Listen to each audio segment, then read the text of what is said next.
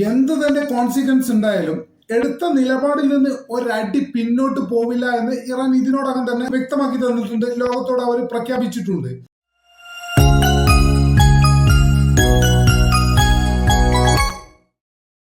Middle east വീണ്ടും സംഘർഷത്തിന്റെ ചൂടിലേക്ക് നീങ്ങുന്നു എന്ന ശക്തമായ സൂചനകളാണ് അന്താരാഷ്ട്ര വേദികളിൽ നിന്ന് വന്നുകൊണ്ടിരിക്കുന്നത്.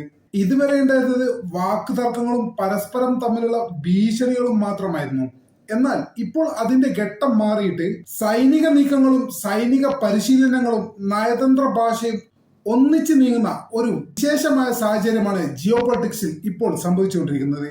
ഇതിപ്പോ എല്ലാം കൂടെ എവിടെ ചെന്ന് അവസാനിക്കുന്നുള്ള ആശങ്കയിലാണ് പ്രത്യേകിച്ച് മിഡിൽ ഈസ്റ്റിലെ രാജ്യങ്ങൾ. കഴിഞ്ഞ ദിവസം അസോസിയേറ്റഡ് പ്രസ് റിപ്പോർട്ട് ചെയ്യുന്നതനുസരിച്ച് അമേരിക്കയുടെയും ഇസ്രായേലിന്റെയും ഭാഗത്തുനിന്നുള്ള പ്രതികരണങ്ങൾ അവർക്ക് കനത്ത നാശനഷ്ടങ്ങളെങ്കിലും വരുത്തിവെക്കും എന്നാണ് ഇറാന്റെ ഭാഗത്തു നിന്നുള്ള പ്രതികരണം. നമുക്കറിയാം, അമേരിക്കയുടെ ഭാഗത്തു നിന്നായാലും ഇസ്രായേലിന്റെ ഭാഗത്തു നിന്നായാലും വളരെ ശക്തമായ രീതിയിലാണ് പ്രതികരണങ്ങൾ വന്നുകൊണ്ടിരിക്കുന്നത്. പ്രത്യേകിച്ച് ഇറാനെ തകർക്കും, ഇറാനിലെ റെജീം ചേഞ്ച്, ഇത്തരം കാര്യങ്ങളെ കുറിച്ചൊക്കെ വളരെ ശക്തമായ രീതിയിലാണ് അമേരിക്കയും ഇസ്രായേലും പ്രതികരിക്കുന്നത്.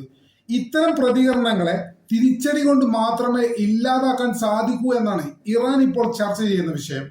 എന്ത് തന്നെ കോൺസിക്വൻസ് ഉണ്ടായാലും എടുത്ത നിലപാടിൽ നിന്ന് ഒരടി പിന്നോട്ട് പോവില്ല എന്ന് ഇറാൻ ഇതിനോടകം തന്നെ വ്യക്തമാക്കി തന്നിട്ടുണ്ട്. ലോകത്തോട് അവർ പ്രഖ്യാപിച്ചിട്ടുണ്ട്.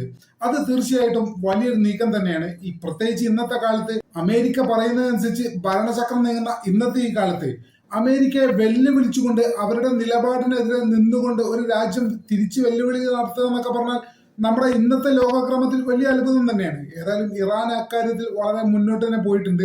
മറ്റ് അറബ് രാജ്യങ്ങളെ പോലെ അമേരിക്കയുടെ ഒരു അടിമത്വം എന്തായാലും ഇറാൻ ഇവിടെ ഇല്ല എന്നുള്ളത് നമുക്കെല്ലാം അറിയാം. എന്തായാലും ഇത്തരം ഒരു സാഹചര്യം മേഖലയിലെ, അതായത് മിഡിൽ ഈസ്റ്റ് മേഖലയിലെ സംഘർഷ സാഹചര്യം കൂടുതൽ അപകടത്തിലാണ് എന്നാണ് അസോസിയേറ്റഡ് പ്രസ് റിപ്പോർട്ട് ചെയ്യുന്നത്. അതേസമയം റോയിറ്റേഴ്സിന്റെ റിപ്പോർട്ട് പ്രകാരം സാഹചര്യങ്ങൾ അല്പം കൂടി ഗൗരവമുള്ളതാണെന്നാണ് നമുക്ക് മനസ്സിലാവുന്നത്. റോയിറ്റേഴ്സ് പ്രധാനമായിട്ടുള്ള പറയുന്നത് ഇറാനെതിരെയുള്ള സൈനിക നടപടികൾ അമേരിക്ക കൂടുതൽ ശക്തമാക്കിക്കൊണ്ടിരിക്കുന്നു എന്നാണ്. ഇതിൽ പ്രധാനമായും വ്യക്തികളെ ലക്ഷ്യമിട്ടുകൊണ്ട്, പ്രത്യേകിച്ച് ഇറാന്റെ രാഷ്ട്രീയ നേതൃത്വത്തെ ലക്ഷ്യമിട്ടുകൊണ്ട് നടത്തുന്ന നടപടികൾ മുതൽ രാഷ്ട്രീയപരമായിട്ടുള്ള അനുമതി ലഭിച്ചാൽ ഇറാനിൽ റെജീം ചേഞ്ചിന് വരെ തയ്യാറായിക്കൊണ്ടാണ് അമേരിക്ക ഇപ്പോൾ ഒരുങ്ങുന്നത് എന്നാണ് റോയിറ്റേഴ്സ് റിപ്പോർട്ട് ചെയ്യുന്നത്. ഔദ്യോഗികമായി അമേരിക്കയുടെ ഭാഗത്തോ ഇറാന്റെ ഭാഗത്തോ ഇത്തരം വിവരങ്ങളൊന്നും വന്നിട്ടില്ലെങ്കിൽ പോലും ഈ റിപ്പോർട്ട് മേഖലയെ വലിയ രീതിയിൽ ഉത്കണ്ഠരാക്കിയിട്ടുണ്ട് എന്നുള്ള കാര്യത്തിൽ യാതൊരു സംശയവുമില്ല. മിഡിൽ ഈസ്റ്റിൽ ഇത്തരം ഒരു സാഹചര്യം ഉണ്ടായ അവസരത്തിൽ യൂറോപ്പിലും ഇതിന്റെ പ്രതിഫലനങ്ങൾ നമുക്ക് കൃത്യമായിട്ട് കാണാൻ കഴിയും.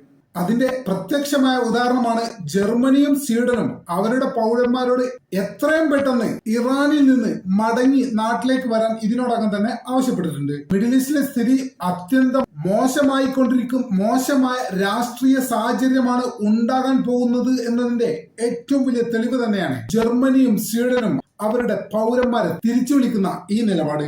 സാധാരണഗതിയിൽ ഒരു രാജ്യം അവരുടെ പൗരന്മാരെ മറ്റൊരു രാജ്യത്ത് നിന്ന് തിരിച്ചു വിളിക്കുന്നത് ആ രാജ്യത്തിൻ്റെതായ ഏജൻസികൾ പ്രശ്നബാധിത രാജ്യങ്ങളിലെ സ്ഥിതിഗതികൾ വളരെ സൂക്ഷ്മമായി നിരീക്ഷിച്ച് ഒരു അനുമാനത്തിലെത്തും.